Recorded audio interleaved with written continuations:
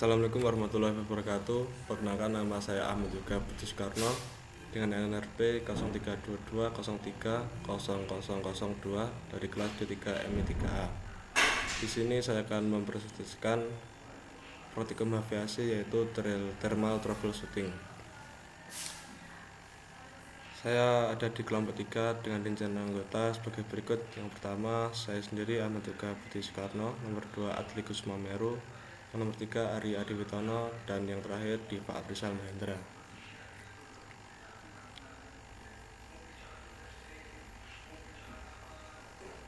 Selanjutnya adalah tujuan praktikum. Praktikum ini memiliki tujuan diantaranya: 1. Menganalisa performa mesin pendingin dengan katup ekspansi capillary tube terhadap unit receiver. Yang kedua ialah menganalisa performa mesin pendingin dengan katup ekspansi capillary tube terhadap unit filter atau dryer. Yang ketiga, menganalisa performa mesin pendingin dengan thermostatic expansion valve terhadap unit filter atau dryer. Dan keempat, menganalisa performa mesin pendingin dengan thermostatic expansion valve terhadap unit receiver. Dan yang terakhir ialah menentukan variasi yang paling optimal dari 4 variasi percobaan praktikum thermal troubleshooting system.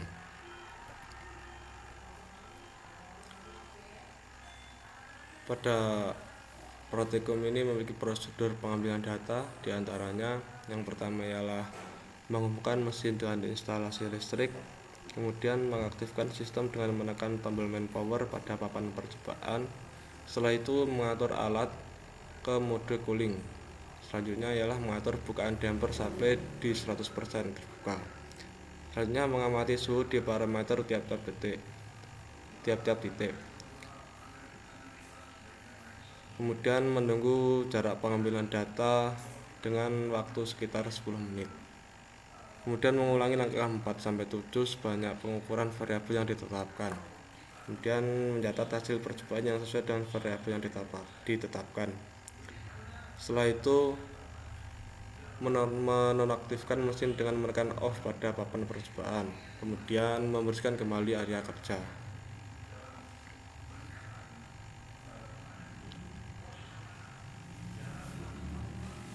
Setelah itu pengolahan data. Dari praktikum kemarin didapatkan data sebagai berikut. Pada variabel pengujian itu ada 4 kondisi, yaitu kondisi A, B, C, dan D. Kemudian diketahui pada alat yaitu pressure, temperatur. Pressure itu tekanan yang pada setiap titik, yaitu P1, P2, P3, dan P4. Temperatur juga begitu. Kemudian kita mengetahui refrigerant flow dalam satuan mm, kemudian CA meter dalam 1 ampere, kemudian damper supply yang terbuka 100%, yaitu damper itu juga terbuka 100%.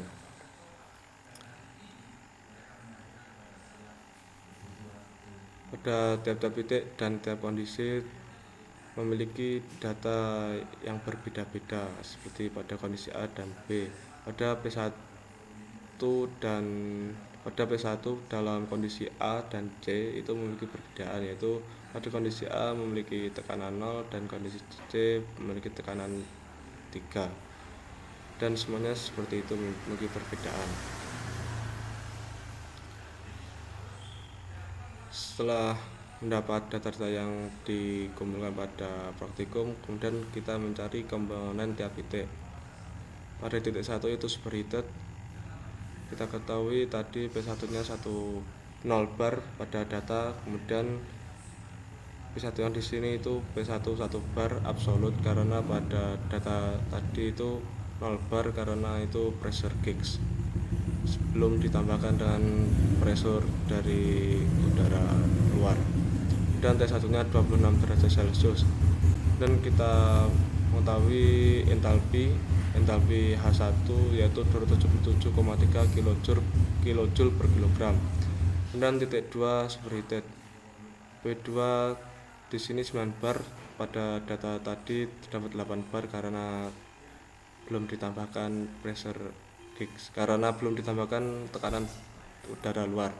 T2 nya itu 37 derajat Celcius. Kemudian entalpi H2 260,18 kJ per kilogram. Data ini diambil menggunakan tabel pada modul. Dan titik 3 subcode P3 memiliki pressure 7 bar ABS. Yang di data tadi memiliki 6 bar karena belum ditambahkan pressure udara luar. T3 memiliki 34 derajat Celcius dan entalpi H3 didapatkan menggunakan EES. Nah, menggunakan hasil 272,5 kJ per kilogram. Kemudian titik 4 mixture memiliki tekanan 1 bar ABS karena ditambahkan tekanan udara luar. Kemudian temperaturnya pada titik 4 yaitu minus 16 derajat Celcius. Entalpinya 242,7 kJ per kilogram menggunakan ES. Kemudian untuk mencari m dot refrigerant, kita ketahui tadi flow-nya 30 mm, kemudian diubah menjadi feet pangkat 3 per jam.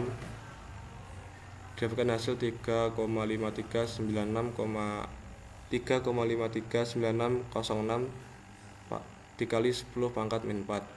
Kemudian rumus m dot refrigerant yaitu refrigerant flow dibagi volume spesifik titik 3.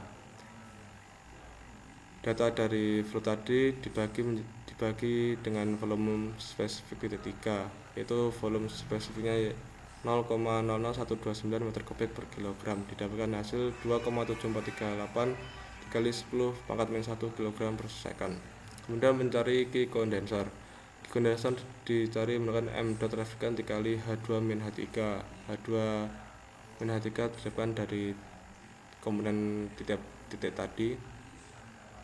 Selanjutnya mencari W kompresor.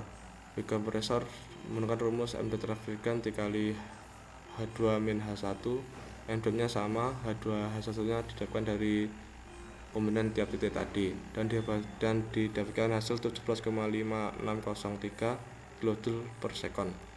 Kemudian mencari Q-evap. Q-evap menggunakan m dot refrigerant dikali H1 minus dikurangi H4. M dotnya sama dan dikali H1 H4 didapatkan dari komponen tiap titik, didapatkan hasil 9,4935 kJ per second. Kemudian mencari COP. COP menggunakan rumus Q-evap per W kompresor. Q-evap tadi didapatkan 9,4935 kJ per second dan W kompresor didapatkan 17,5603 kJ per second dan didapatkan hasil 0,540623 kJ per second.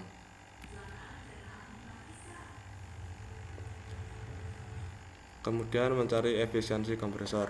Untuk mencari efisiensi kompresor diperlukan H2 ideal, maka H2 ideal T sama dengan 26 derajat, P1 nya 1 bar, didapatkan dari data pengambilan data praktikum. S1 sama dengan S2 menggunakan interpolasi. Interpolasinya sebagai berikut pada gambar ini, sehingga didapatkan S1 1,1004 kJ per kilogram .K, sehingga kemudian untuk mencari H2 yaitu H2 ideal juga digunakan interpolasi, sehingga didapat H2 idealnya 275,24 kJ per kilogram.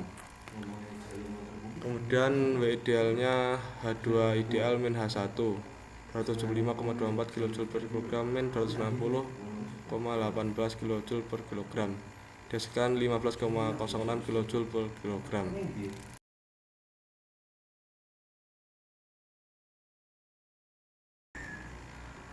W aktualnya yaitu rumusnya menggunakan H2 min H1. H2 nya didapatkan dari komponen tiap titik tadi yaitu 270,9 kJ per kilogram dikurangi 260,18 kJ per kilogram, didapatkan hasil 10,72 kJ per kilogram. Kemudian efisiensi kompresor menggunakan rumus W ideal per W aktual dikali 100%. W idealnya didapatkan 15,06 kJ per kilogram dan W aktualnya 10,72 kJ per kilogram dikali 100% dan didapatkan 1,404%. Dan ini hasil pengolahan data dibuat grafik seperti ini. Grafiknya pada kondisi A yaitu kapilari dengan unit receiver, Yang kondisi B yaitu capillary dengan filter atau dryer. Yang kondisi C menggunakan thermal expansion valve dengan unit filter atau dryer, dan kondisi D menggunakan thermal expansion valve dengan receiver.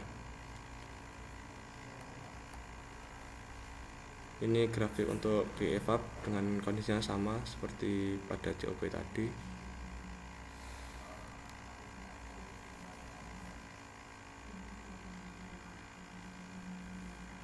Ini G condenser, dan ini W kompresor. Dan yang terakhir itu grafik pada efisiensi kompresor dengan kondisi yang sama seperti sebelumnya.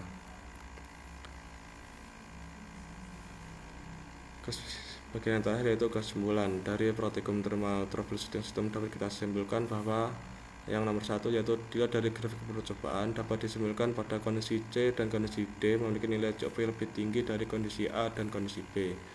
Pada yang nomor 2 yaitu pada kondisi D yaitu thermal expansion valve dan unit filter atau dryer memiliki nilai efisiensi kompresor yang paling tinggi, dan pada kondisi C memiliki thermal expansion valve dan unit receiver memiliki nilai efisiensi paling rendah.